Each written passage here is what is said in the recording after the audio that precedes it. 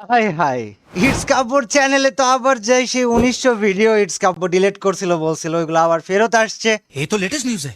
দিন দুনিয়া উল্টাই গেছে, ইটস কাব্য মিথ্যা কথা বলছে অ্যান্ড অনেক অনেক অনেক বাজে কথাবার্তা। আসসালামু আলাইকুম এভরিওয়ান, আমি আছি ইটস কাব্য আপনাদের সাথে। ইটস কাব্য মানে হাসতে ইচ্ছা করতেছে না কষ্টে কাঁদতে ইচ্ছা করতেছে এটাই বুঝতেছি না। আমি জানতাম যে এমন কিছু হয়তো অনেকে করবে বা ধারণা করবে, বাট এইভাবে করবে এটা কখনো ভাবি নাই।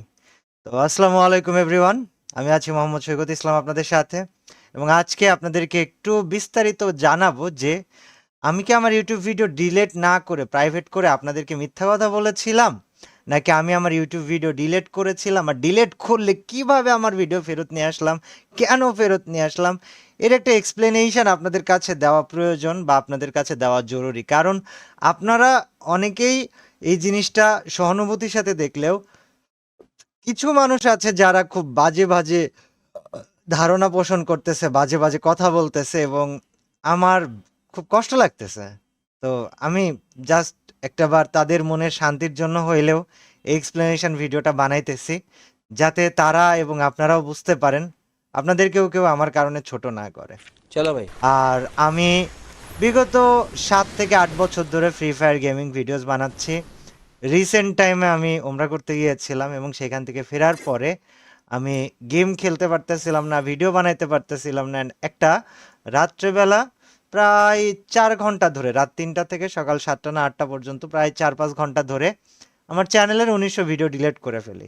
এবং এটা নিয়ে অনেকে অনেক রকমের সহানুভূতি দেখাই, অনেকে অনেক রকমের কথা বলে, অনেকেই সঙ্গ দিতে চায়, অনেকে ছেড়ে যেতে মানা করে।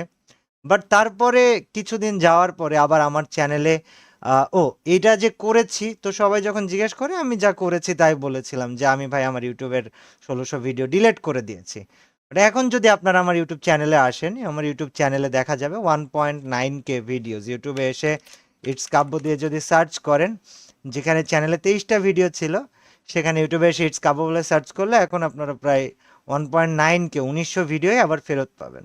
তো কথা হলো যে এই ভিডিওগুলো ফেরত আসলো কেন, এই ভিডিওগুলো কবে ডিলিট করেছিলাম। প্রথম কথা হচ্ছে আমার চ্যানেলের এই ভিডিওগুলো আমি ডিলিট করেছিলাম সম্ভবত 3 তারিখ বা 5 তারিখের দিকে, অক্টোবর মাসের 3 তারিখ বা 5 তারিখের দিকে। এরপরে আমাকে সবাই মেসেজ দেওয়া শুরু করে, এবং বাকি ঘটনাতে যাওয়ার আগে আমি একটু দুটো ভিডিও দেখাতে চাই আপনাদেরকে।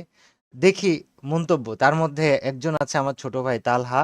তালহা কি বলেছে আমার এই ভিডিও ডিলিট দেখে, এটা বা এই ভিডিও ডিলিটের এই ইস্যুটা নিয়ে, চ্যানেলে ফেরত আসা ভিডিও ফেরত আসা নিয়ে ছোট ভাই তালহা কি বলেছে, আসেন আমরা দেখি। 1800 ভিডিও ছিল ডিলিট করে, তাহলে এখন বাকি ভিডিও কোথায় তো আসলো করতে? যার যেটা ভালো মনে হয়, যে যেটা মন চায় হাই ক্রিয়েট করার জন্য সবাই সবকিছুই করে। সব তাহলে আমার বানাই ওইলে তালহা ওই দেখাও, এক কথার মানুষ, সুদা সাপটা হিসাব ভাই, যেটা বলবো ওইটাই করবো, বলছি করছি, যেটা বলবো ওইটাই করবো। এ কোন ধরনের কথা? না আমার তো এখন ভাই মেজাজ খারাপ হচ্ছে জিনিসটা দেখে। তা আমার বানাই দিল একেবারে। আমি ওই সময় কল দিলাম, কল দিয়ে পর্যন্ত জিজ্ঞেস করছিলাম যে ভাই কি হয়েছে কি দেখি। আমার যে না, আমি দেখলাম মন মানসিকতা খারাপ, আমার বলে তাহলে 1800 ভিডিও ছিল সব ডিলিট করে দিই। আর এখন যাই দেখি এই অবস্থা। ওই আসলে কি ভিডিও? আচ্ছা, এটা ছিল তালহার বক্তব্য।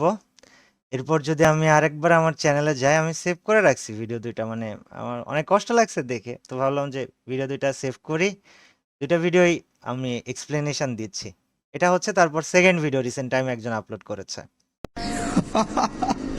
হাই রে কাব্য ভাই, কি সিন দেখাইলা তুমি, পুরা বাংলাদেশের অডিয়েন্স রে তুমি বানাই ফেললা। ইউটিউব চ্যানেল থেকে 1800 ভিডিও ডিলিট করার পরে আবারও কেমনে চলে আসলো তোমার চ্যানেলের ভিডিও গুলা? বাংলাদেশের অডিয়েন্স গুলো তো খুব হৃদয়বান, সবাই তো মনে করছে তুমি হজ করে আইসো দেখে ভালো হইয়া গেছো। আমরাও কত হৃদয়বান, দেখো তোমারে নিয়ে আবার আমরাও ভিডিও মেক করছি। কিন্তু কাল্লু মামা, তুমি যে কত বড় একটা জিনিস পোলা পাইন তো এখন বুঝতে পারছে। বিশ্বাস এমন একটা জিনিস যা তুমি আর কখনো ফিরে পাবা না। ইটস কাল্লু ভাই।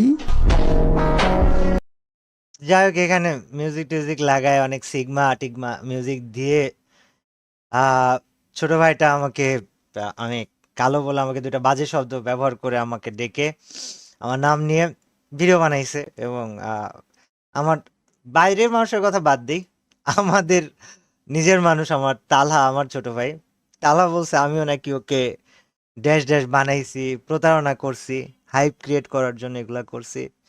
তো তালহার প্রতি আসলে আমার কোনো কিছু বলার নাই, কারণ প্রথম কথা হচ্ছে যে আমি কেমনে কি বলবো, আসলে আমি ভিডিও ডিলিট করে আবার আমি ফেরত নিয়ে আসছি, দোষটা তো আমারই।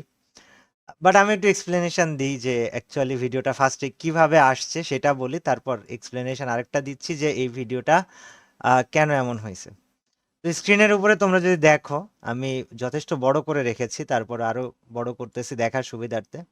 তো এটা হচ্ছে বাংলাদেশে ইউটিউবের যিনি অ্যাডমিন আছেন ওনার সাথে আমার কথোপকথন। তো ওনাকে আমি বলছিলাম যে ভাইয়া ইমার্জেন্সি, এটা 10 তারিখে বলছিলাম, 10 তারিখে না সরি 3 তারিখে বলছিলাম, মানে ভিডিও যেই রাত্রে ডিলিট করি তার পরের দিন রাত্রেবেলা।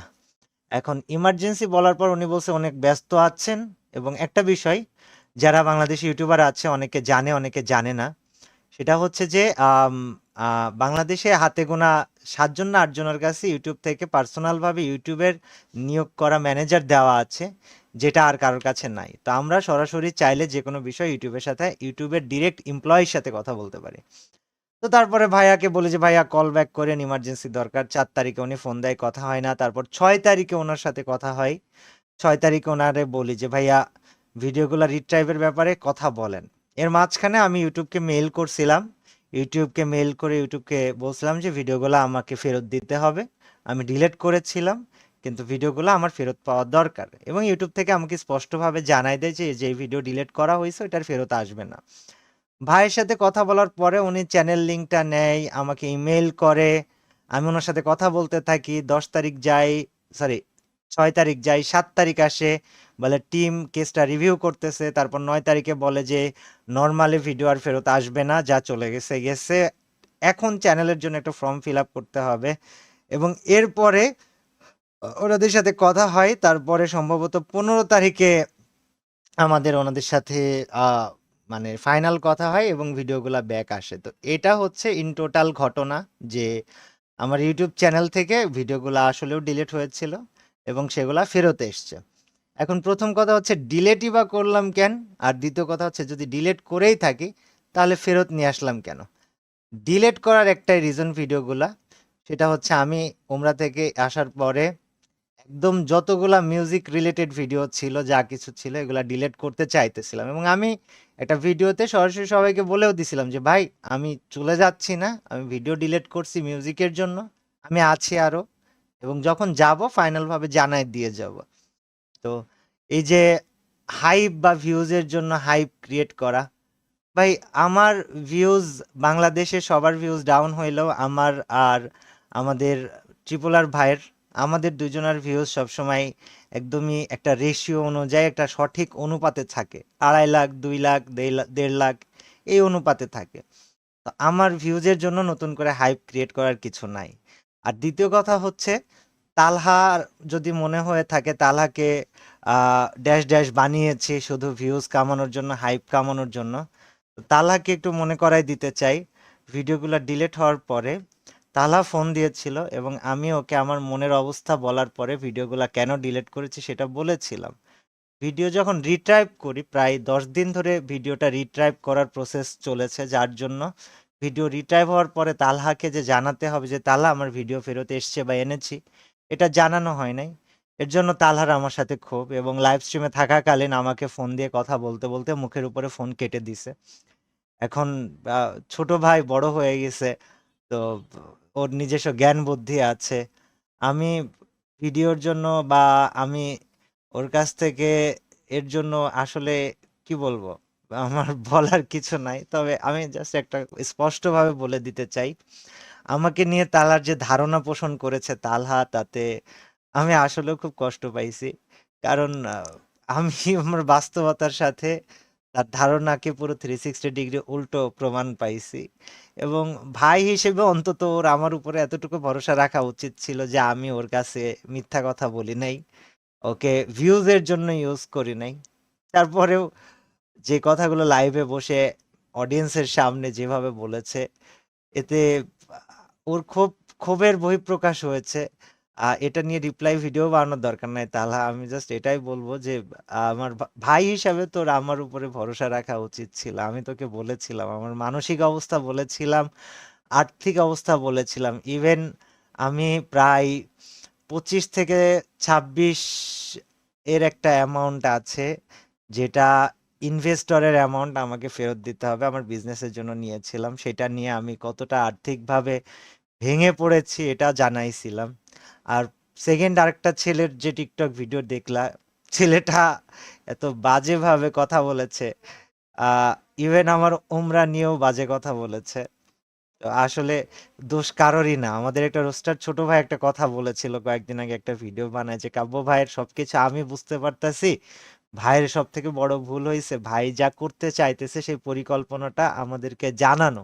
সে যদি প্রাইভেট ভাবে করতো তাইলে কেউ কোনো কথা বলার সুযোগ পাইতো না।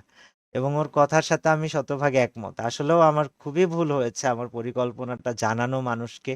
আর যে পরিকল্পনা মানুষকে জানায় দেওয়া হয়, ওই পরিকল্পনা কখনো সাকসেসফুল হয় না, এটাই ছিল তার প্রমাণ। আর ভিডিও কেন ফেরত নিয়ে আসলাম? ভিডিও ফেরত নিয়ে আসার পিছনে 3টা কারণ। প্রথম দিন ভিডিও ডিলিট করার পরে আমাকে আমাদের ফ্লেমেক্স মেসেজ দেয়, সিত মেসেজ দেয়, মীর মেসেজ দেয়, শায়েক মেসেজ দেয়, নাহিয়ান মেসেজ দেয়। অ্যাকচুয়ালি আমার চ্যানেলে তো আমার একার ভিডিও না, সবাইকে নিয়ে বানানো ভিডিও আছে। তো আমি বাদে বাকিদের মেমোরিজগুলো আমার ওই ভিডিওর মধ্যে ছিল। তারপরে আমার ওয়াইফের সাথে আমার বানানো ভ্লগগুলা, আমাদের 1 মিলিয়ন সাবস্ক্রাইবারের সেলিব্রেশন, 2 মিলিয়ন সাবস্ক্রাইবারের সেলিব্রেশন, আমাদের ভ্লগ ভিডিও। আমি যখন ডিলিট করতে বসি তখন আমার দিক বিদিক কোনো কিছু হুঁশ ছিল না। আমি একদম নগদে 4 ঘন্টা সময় নিয়ে 1900 ভিডিও ডিলিট করে ফেলি। তারপরে বুঝতে পারি সব মেমোরি হারাই গেছে। তো মূলত ভিডিওগুলা ব্যাক নেওয়ার কারণ হচ্ছে মেমোরিগুলো ফেরত নিয়ে আসা, এবং অন্যান্য ভিডিওগুলো রাখবো না, সেগুলো ডিলিট করব। কিন্তু ওই যে সময় নিয়ে বসে করতে হবে, আমি সময় পাই নাই। এর জন্য চ্যানেলে এখনো 1900 ভিডিওই আছে। আর আরেকটা ব্যাপার আমি একদম স্পষ্টভাবে বলে দিতে চাই, মাঝে সাঝে অনেকে আমার গায়ের রং নিয়ে আমাকে খুব বাজেভাবে একটা নাম নিয়ে ডাকে। তাদেরকে জাস্ট একটা কথাই বলবো যে তোমাদের এখনো বয়স হয় নাই, তোমরা এখনো বুঝতে শিখো নাই। তো এর জন্য মনে করো মানুষের গায়ের রং নিয়ে মানুষকে ছোট করে কথা বললে অনেক কিছু হওয়া যায়। তো সবাইকে ক্ষমা করলেও যারা আমাকে বাজে নামে ডেকেছে বা আমার গায়ের রং নিয়ে আমাকে বাজে কথা বলেছে, তাদেরকে কোনোদিনই ক্ষমা করব না। কারণ ছোটবেলা থেকে গায়ের রং নিয়ে মানুষ অনেক ছোট করেছে, এখনো চেষ্টা করে করার। তবে আমি তোমাদেরকে ক্ষমা করব না যারা গায়ের রং নিয়ে বাজে নামে ডাকো, আসলেও ক্ষমা করব না। আর যারা ওমরা নিয়ে মজা নিয়েছো, বাজে কথা বলেছো, তোমরা হেদায়েত প্রাপ্ত হও, আল্লাহ তাআলা তোমাদেরকে ক্ষমা করে দিক। মানে ভিউজের জন্য মানুষকে নিয়ে যা মন চায় তাই বলার আগে অন্তত সেই ব্যক্তিটার সাথে একবার কথা বলা বা সেই ব্যক্তিটার পার্সপেক্টিভটা একটাবার জানা প্রয়োজন। আর কারোর প্রতি কোনো অভিযোগ নাই। ভিডিও ফেরত নিয়ে আসছি ওই একটা কারণ মেমোরি, 2 নাম্বার কারণ হচ্ছে আমি হিউজ পরিমাণের ফ্যামিলির মানে বিরুদ্ধে চলাফেরা করি, ফ্যামিলির সাথে কোনো বিষয়ে আলোচনা করি না।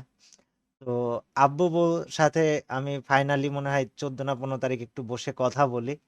আব্বু আমাকে কয়েকটা বিষয় বলে, এবং এক্সপ্লেনেশন আর কিছুই দিব না, জাস্ট এটাই বলবো যে ফ্যামিলির সাথে আলোচনা করার পরে আমি কোন ভুলগুলো করতেছিলাম এগুলো বুঝতে পারছি, এবং আমি আমার আর কোনো পরিকল্পনা কাউকে বলবো না।